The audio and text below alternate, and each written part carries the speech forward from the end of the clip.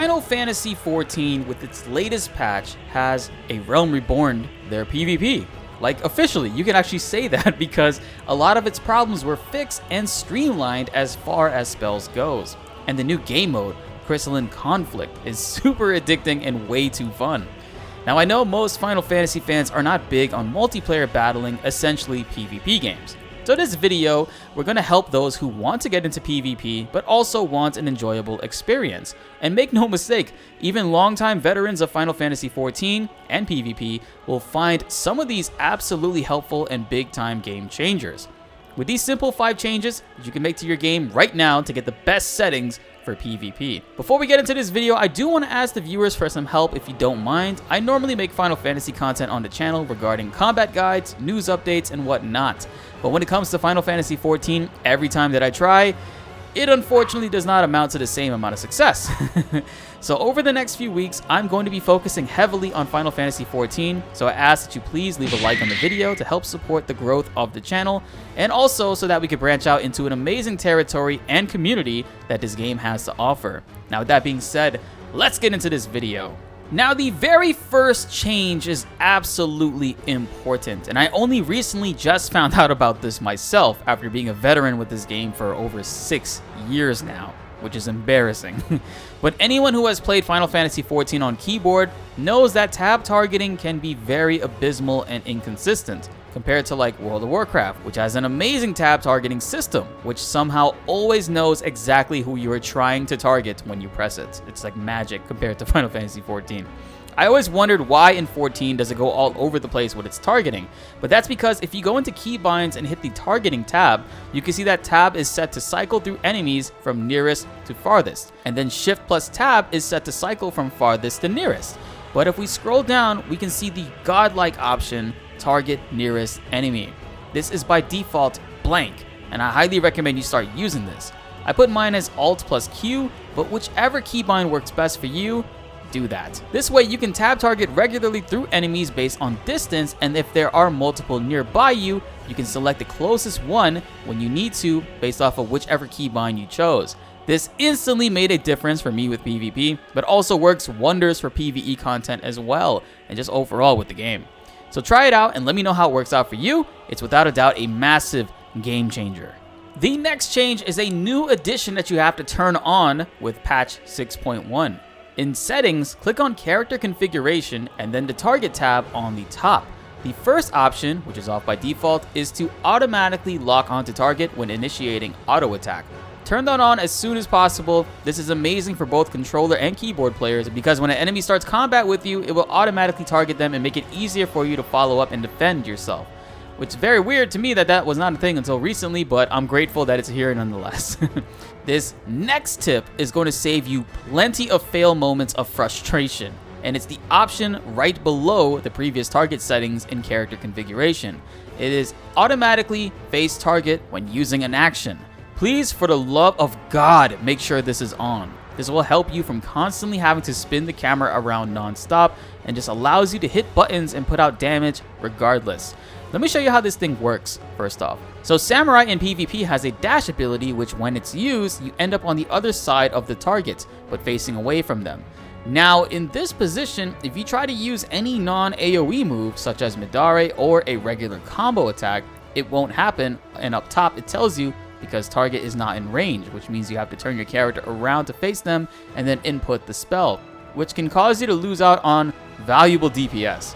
So now when you turn this setting on, anytime you are targeting an enemy, your character will always automatically turn to face them. Whether it's an instant cast or requires a charge up, this is absolutely huge, especially for melee users. But all in all, everyone benefits from this too. So do yourself a favor and turn this on, guys. This next change is to make sure you hit that subscribe button because only 30% of people who watch and love these videos are currently subscribed. Guys, hitting that subscribe button is a totally free way to help support the channel, and it goes a long way with helping us reach our goal of 100,000 subscribers. But also make sure that you guys don't miss out on any updates and guides for games that you care about. Final Fantasy XIV is new here on the channel, and I think we have so much to talk about over the next few months with it, thanks to those amazing changes in patch 6.1. Now let's get back into the video. The fourth change, now I never thought was a big deal until I tried out PvP, and that is limiting battle effects for the party and PvP opponents. In an MMO, enemies and friendlies will be constantly throwing out spells and using abilities, and that means particles will be flying out non-stop and can honestly get in the way of seeing what exactly might be going on. So right here is an example of what having on all of these battle effects looks like, and yeah, it's pretty wild. Not to mention your effects too will be just as large, adding to the mass of beautiful colors, which hides so much stuff to see. And it really makes seeing what's going on in combat very difficult for most people. Now, instead of turning them off completely, I recommend putting it in the middle to limit it. This will still retain some of the cool looking effects without full on making it very difficult to see. It is up to you whether or not you want to turn some off or not. Experiment with it and see what works best for you. However, I do know that spectators find it hard to see what's going on from talking with my chat playing this live. So if you are a content creator or a streamer, you might want to ask and also try it out to see how it works out for the viewers. This next change is an optional one because many players might actually love this effect, while others might find it annoying and distracting, but disabling pop-up text can go a long way with focusing on what only you are doing to enemies. You do this by clicking on the character configuration. Go to UI settings on the bottom left and click on the HUD tab.